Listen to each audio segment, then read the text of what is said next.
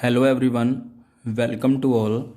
In this video, we are going to discuss the types of sets.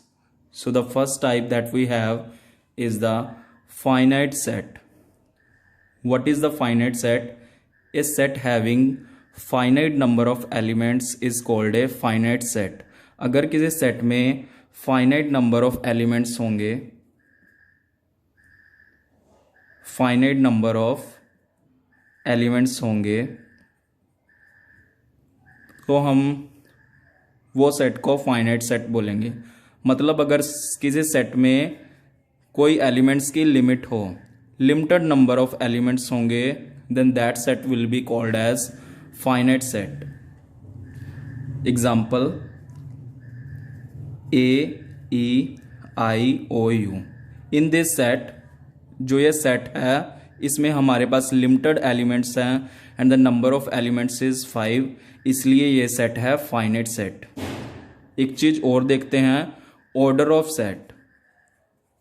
Order of set, order of set का मतलब है अगर किसी set में जितने नंबर ऑफ एलिमेंट्स हैं वो सेट का ऑर्डर होगा। लेट्स से अगर हमने देखना हो इस सेट का ऑर्डर क्या है तो हमने इसके एलिमेंट्स को काउंट करना है और ये ऑर्डर ऑफ द सेट ए क्या आ जाएगा, 5 आ जाएगा। Next is the infinite set. अगर किसी सेट में इनफाइनाइट नंबर ऑफ एलिमेंट्स हो या कि अनलिमिटेड एलिमेंट्स हो जिनको काउंट ना किया जा सके, then that set is known as the infinite set.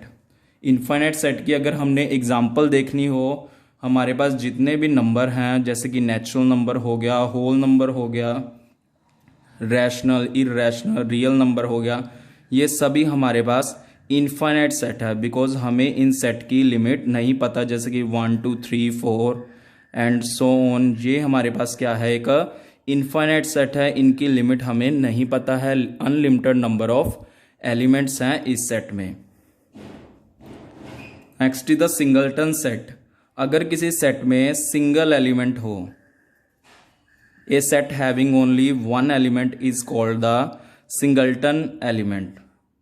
For example हमारे पास ये जैसे 0 एलिमेंट है, इसमें सिंगल एलिमेंट है, 1 एलिमेंट है, ये सभी क्या है, सिंगलटन सेट है। या फिर अगर हम सेट बिल्डर की फॉर्म में देखना चाहें, एक और एग्जाम्पल है हमारे पास, x belongs to natural number and x square is equal to 16।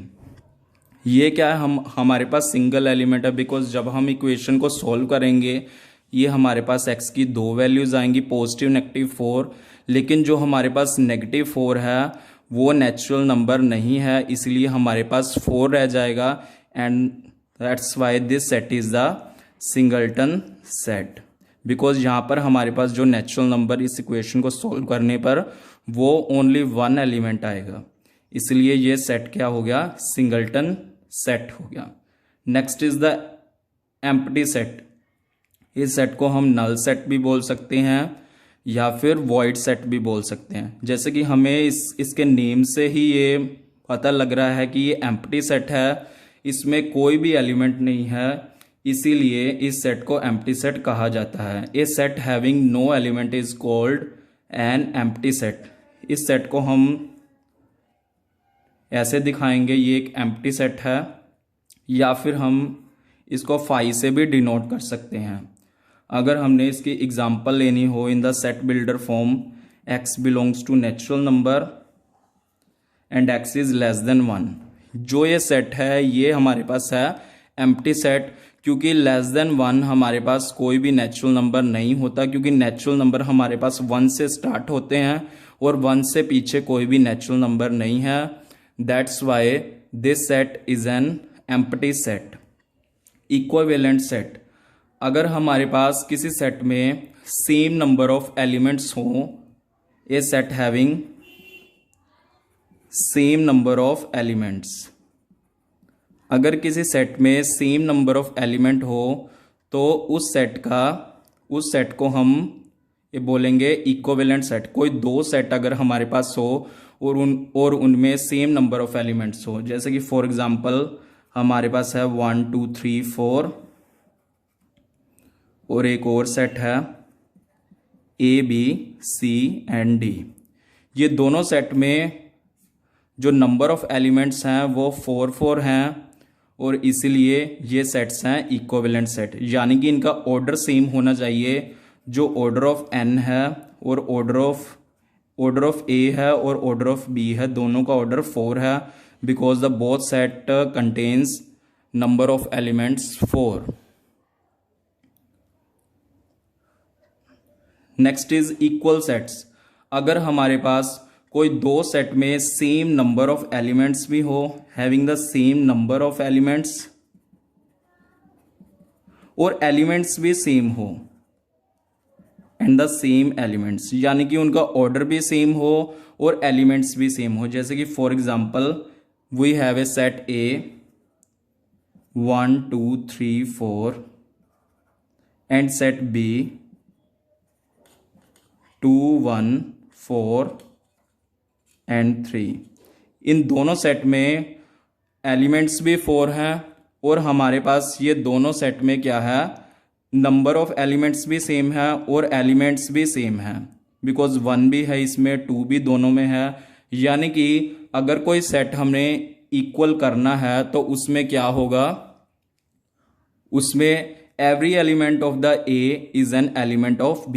जो A सेट का हर एलिमेंट B में है और B सेट का हर एलिमेंट A में है।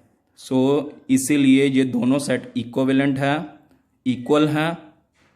सो हम देख सकते हैं कि अगर इक्विवेलेंट हो तो उनका ऑर्डर सेम होना चाहिए, ऑर्डर सेम, और जो इक्वल होने के लिए ऑर्डर भी सेम होना चाहिए और एलिमेंट भी सेम होना चाहिए। इसमें दो कंडीशंस हैं, इसमें एक कंडीशन है, इसमें ऑर्डर भी सेम और एलिमेंट्स भी सेम। सो दोनों चीज़ें इसमें होनी चाहिए, इसकी दो कंडीशंस हैं हमारे पास। अब एक नोट लेते हैं इक्वल, इक्विवेलेंट सेट और इक्वल सेट के ऊपर। जो सभी हमारे पास इक्वल सेट होंगे वो इक्विवेलेंट सेट होंगे। ऑल द इक्वल सेट, जो सभी इक्वल सेट होंगे वो क्या होंगे, हमारे पास इक्विवेलेंट सेट होंगे।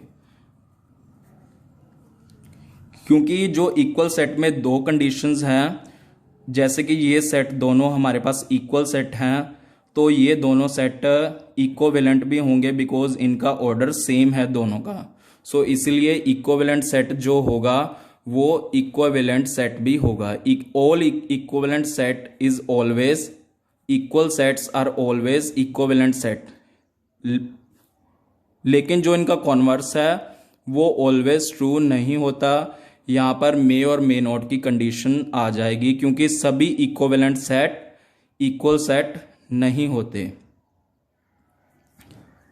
और जो हमारे पास ऑर्डर ऑफ सेट होता है वो सिर्फ एक फाइनाइट सेट का ही होता है, इनफाइनाइट सेट का ऑर्डर नहीं होता है, because we can not define the order of an infinite set, because in an infinite set there are unlimited number of elements, so the order of an infinite set is infinite।